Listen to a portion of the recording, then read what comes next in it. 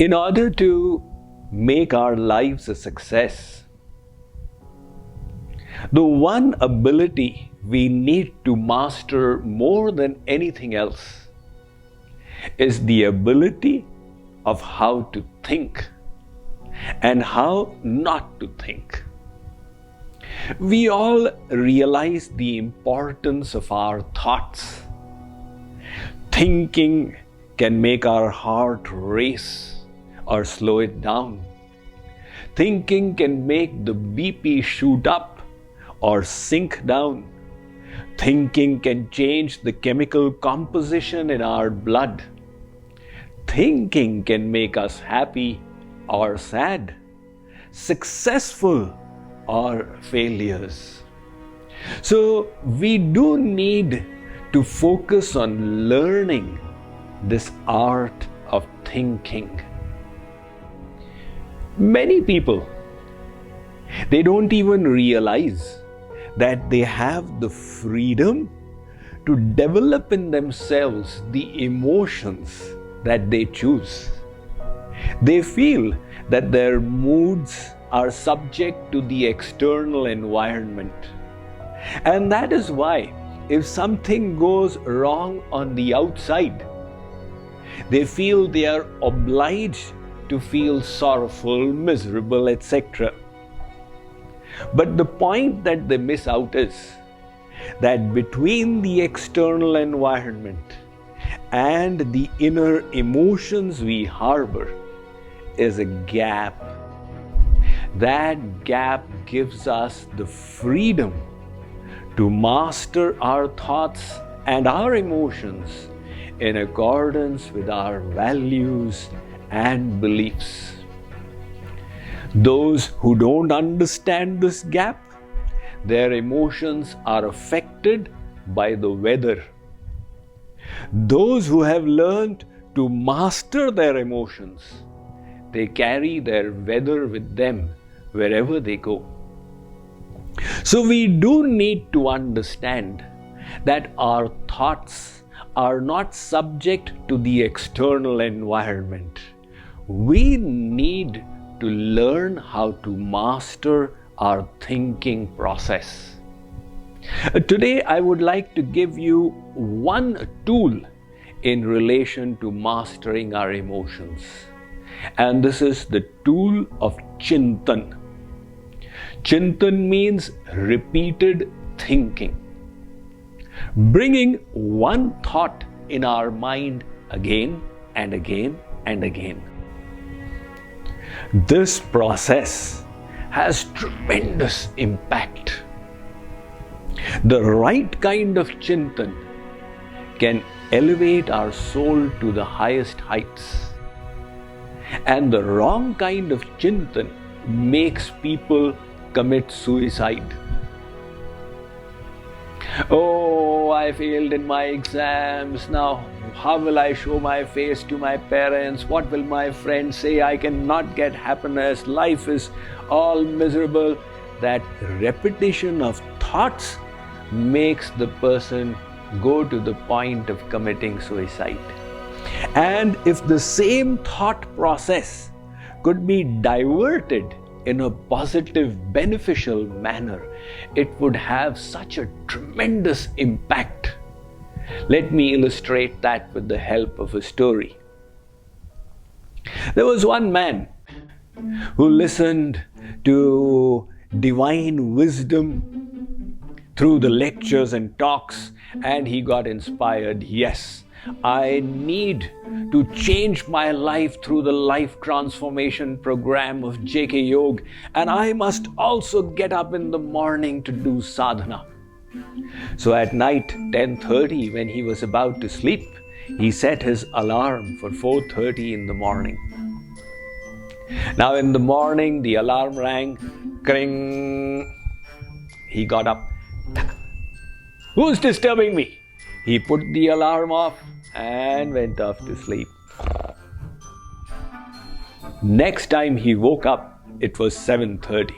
He got up with a start. Oh my God, what happened? 7:30? I wasted today morning, but I had thought that I would utilize the morning for transforming my life. Oh, how careless I am. If I continue like this, how will I ever succeed? He repented and felt remorse. In other words, he repeated the beneficial thoughts in his mind again and again. This is not right. I need to reject carelessness. I need to apply myself more. I need to be more disciplined. Now that thought process, that chintan, resulted in the purification of his mind to a great extent. That night at 10:30 again he set his alarm for 4:30. And he went off to sleep. When the alarm rang, he got up. Who's disturbing me? He put it off and again went off to sleep. 5 minutes later, at 4:35, somebody started banging on his door. Dar, dar. He got up. What's the matter? What has happened? Open the door. Now he can't switch that alarm off. All groggy, he got up out of his bed and reached the door. He opened the door. Who is this? There was a dark man with a black cape around him and 2 horns, red eyes, and a trident in his hand. The man said, "You had set your alarm for 4:30. It's 4:35, get up." He said, "All right, thank you. But who are you, my benefactor, to come and wake me up? And how did you know that I'm supposed to get up?" That man said, "I am Pap Purush, sin personified." "Really? You look like that. But what is your interest in waking me? Your goal should be that I keep sleeping." Sin personified said, "The problem is, last morning you did not get up on time. And as a consequence, you did so much of chintan, so much of contemplation, that all my family members died from your heart. Greed, carelessness, sloth, etc. Now I have got worried if again you don't wake up today, you will start the same contemplative process again, the same remorse and same repentance, and I also may lose my place in your heart." So the story illustrates the power of repeated contemplation. This chintan can result in attachment to harmful things or attachment to beneficial things. This chintan leads to development of defects, vices, or the growth of virtues within us. That is why in the Srimad Bhagavatam, Ved Vyas has put it so well. Otherwise, Ved Vyas has written 400,000 verses in the 18 Puranas. But in this one verse, he has described the whole spiritual sadhana. He says, "Vishayan dhyayataschittam vishayeshu vishajyate mamanusmarataschittam mayyeva praviliyate." You repeatedly contemplated happiness in those material objects, drinks and cigarettes. Your mind got attached to them.